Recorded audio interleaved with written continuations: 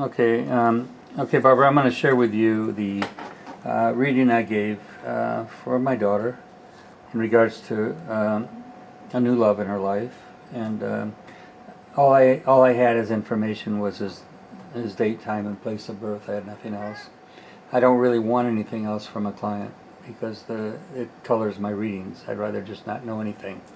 So here's what I wrote. I says, great chart for a businessman and someone who can accomplish career goals. Because why? He has Saturn in the 10th. Yes. Okay.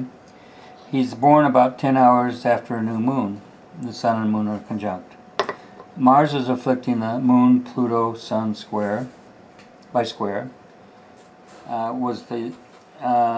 said, was there some complications at his birth? Why? Because Pluto was with the moon, and squaring Mars could be something at the birth. Okay, so then Jupiter's conjunct Mercury in Libra.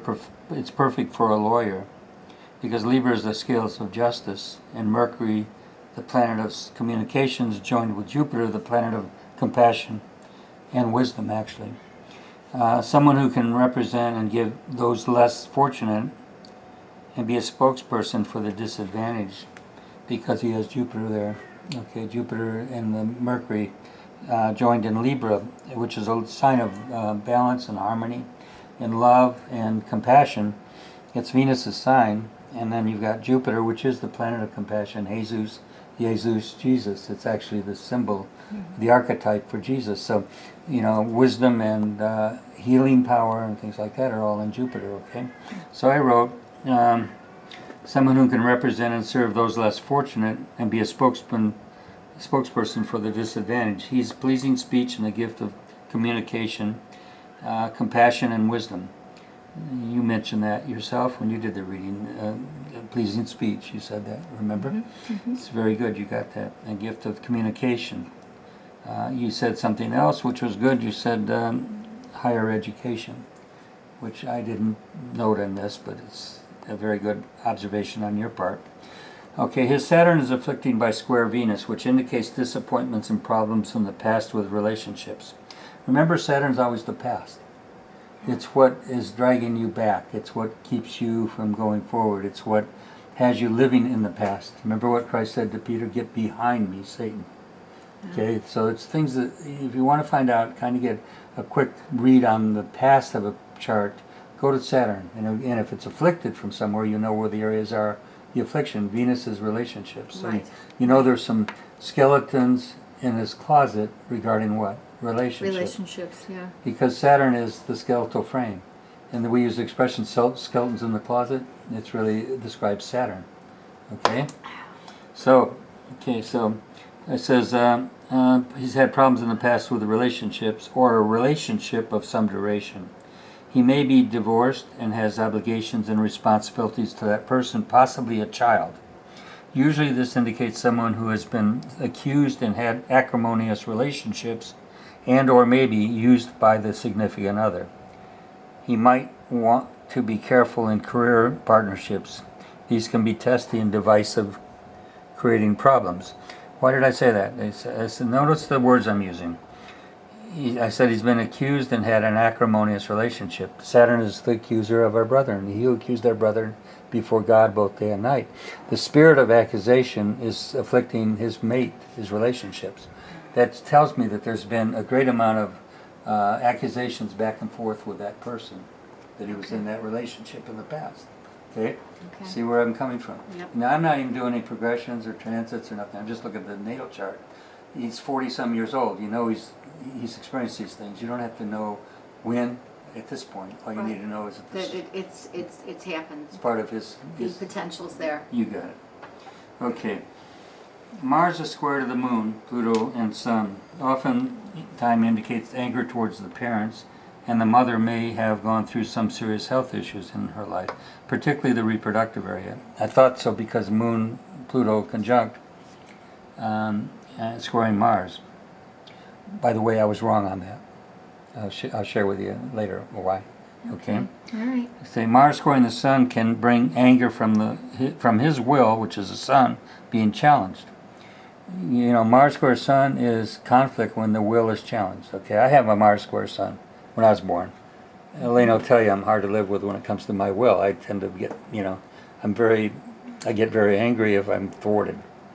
Okay, it's just that I know it's there. I've got to acknowledge it. It's part of my life, And so it can be positive and protective, and it can be good, but it can also cause a lot of conflicts. Okay. Yeah, anger. Yeah. Right. So, Right.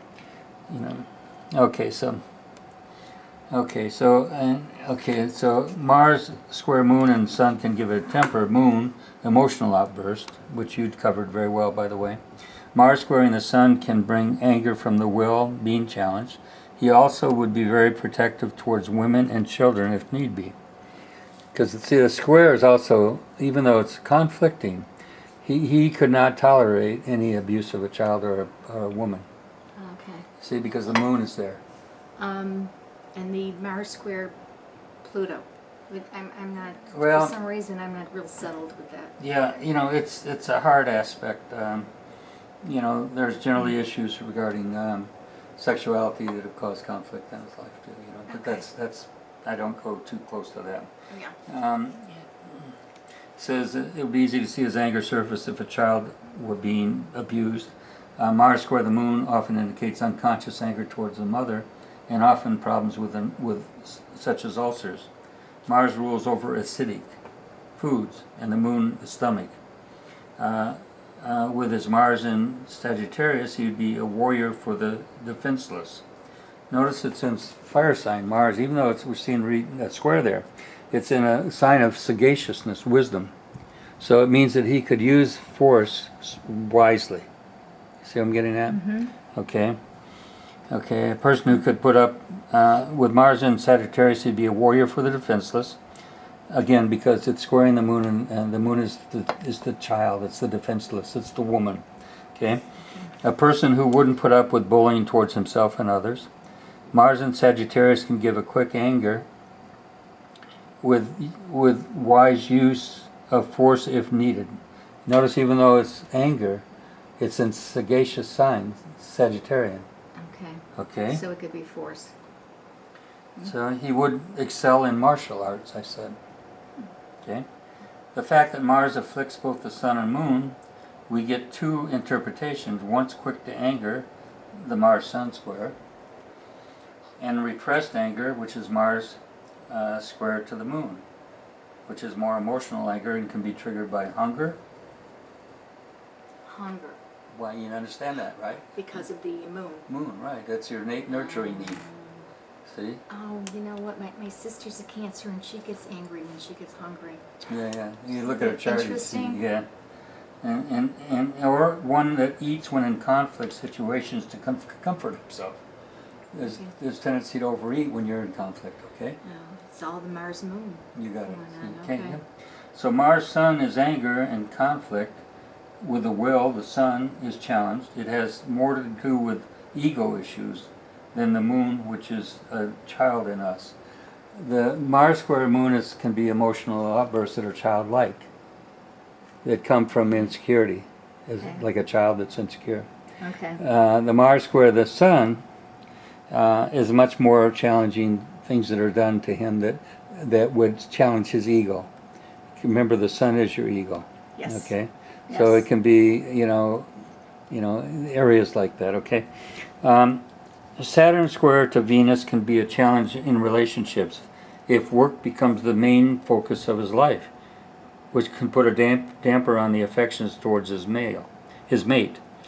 Venus to square to Saturn is very sexual, but often it can mean that one mistakes sexuality for affection and can seem to be cold and distant when not sexually attracted, or when working and preoccupied by business worries and dealings. Saturn can be impatient towards his mate, which is Venus. It's squaring, right? See where I'm coming from? Okay. And he needs not to let Chronos, which is father time, chronometers, watches, right? Rule his life to the detriment of peace and joy. No. Okay. To the detriment of peace, joy, and which is Venus. She's so pretty.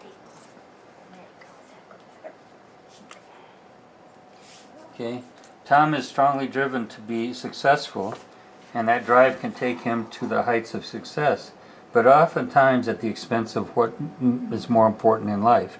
As the good book says, what is it that you gain the whole world and lose your soul? The saving grace in this chart is the strong Jupiter-Mercury conjunction, which can bring wisdom, which is Jupiter, with knowledge, Mercury. Jupiter is visionary, and with Mercury indicates a visionary and far-sighted mind. Okay, see this? You understand where we're coming from, right? Absolutely. Okay. He's very bright, has extreme charm and attractiveness. Mars is also trine Venus, a very favorable aspect that gives him great stamina as a lover and brings powerful negotiating and mediating skills to the table. Overall, a great chart and the type of man who could bring stability and good grounding for your life. So then I went on to do this. Now here's where, remember the book you got? Keys to Yes. Interrelations?